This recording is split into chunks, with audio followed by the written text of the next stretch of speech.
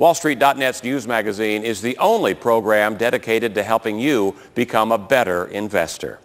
I'm Brad Holbrook, reporting from the Nasdaq market site in Times Square, along with our CEO Albert Amers from our studios in New York and correspondents Alicia Vittorelli and Tracy Tolentino. This is WallStreet.net's news magazine.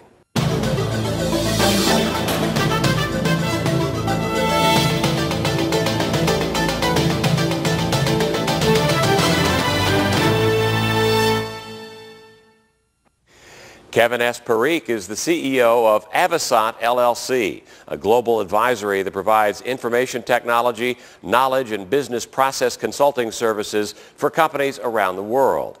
Over his career, Kevin has been involved in more than 300 outsourcing deals.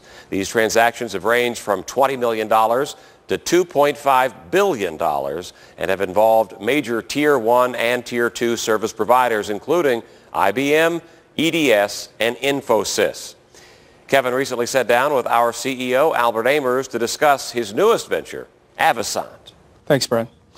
Kevin, tell us a little bit about your company and what's your strategic plan for it? Well, Avasant is at its core a global sourcing advisory firm.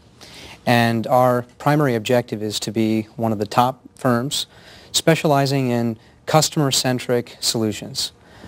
We want to be able to differentiate our solutions from sort of the cookie-cutter management consulting solutions that you see today.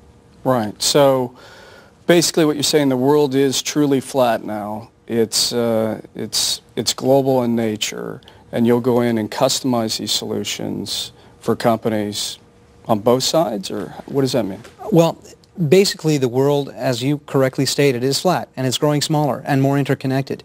And as that happens, there are opportunities for companies to take their operations offshore, to create cost savings, to bring opportunities to the United States, to create expertise-driven solutions. And so with the global economy actually becoming tighter, and as you said, the world is growing flat, there is a tremendous opportunity for our clients to globalize through outsourcing and globalization services that we offer as a management consulting firm.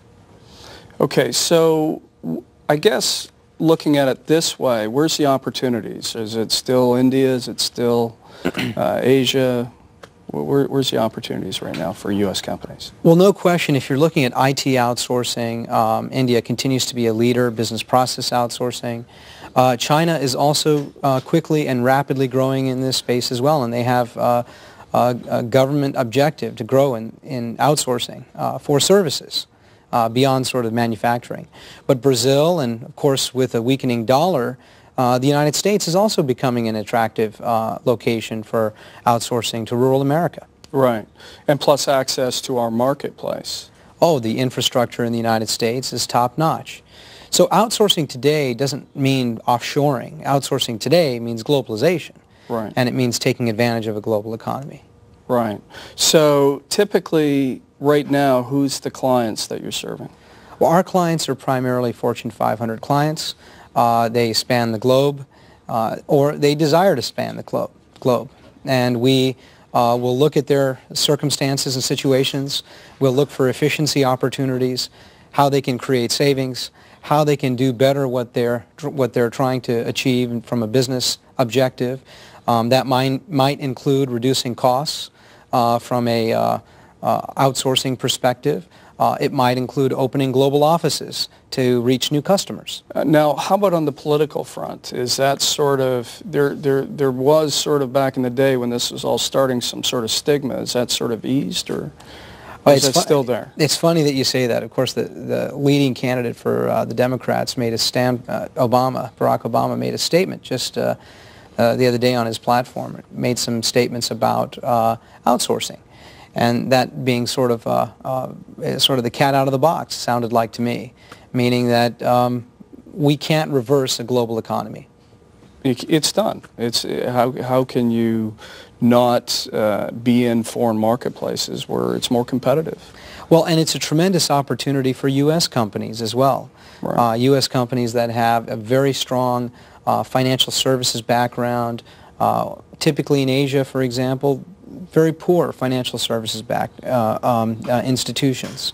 So there's a tremendous opportunity for U.S. companies to sell services overseas, not just take advantage of labor arbitrage and cost efficiencies from those locations. Kevin, very exciting company. We look forward to hearing more about the company in the future. If you have more questions to ask Kevin, please log on to his wall and ask him directly. Thank you. Brian? Joining us for this week's edition of WallStreet.net's News Magazine, where every week investors like you get all the news and information you need to become a better investor. For the latest financial market news and information, log on to our website, WallStreet.net. Tune in next time when we recap top stories from around the world, learn new trading strategies from experts, and hear firsthand from CEOs of public companies about opportunities no investor can afford to miss. I'm Brad Holbrook at the Nasdaq market site in Times Square in New York City. See you next time.